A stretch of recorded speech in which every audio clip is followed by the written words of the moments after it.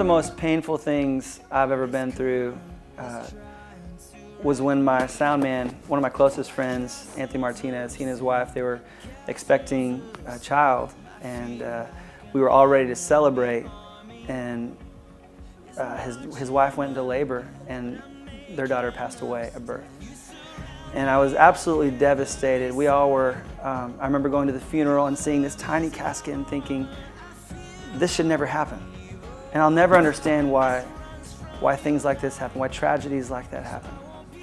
And in those days following, I just remember so much brokenness, so much pain, and seeing my friend hurt like that. I mean, we were all hurting for him and with him.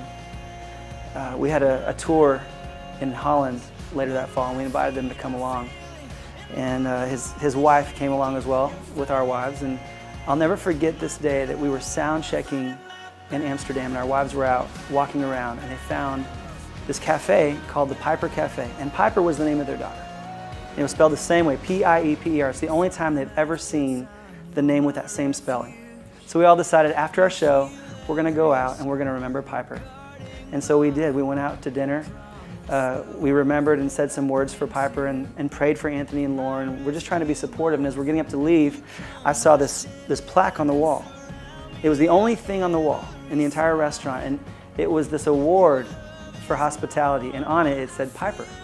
So I called Anthony and Lauren over, and I said, you should take a picture of this. It has Piper's name on it. And as they walked over, they burst into tears and said, the date on that award is Piper's birthday. It was one of those moments for us. Here we are on the other side of the world in a cafe that has their daughter's name, the only other time they've seen that spelling, and here the only thing on the wall, the only thing that has a date on it, has their daughter's birth date. It was one of those moments where we said, this is where God's angels fly. In the midst of our pain, in the midst of our suffering, God is there. And so for us, that was a moment where we could see His fingerprints on our life. And so I want to encourage you, if you've been in that place, those nights that seem endless, know that God is there. God is with you.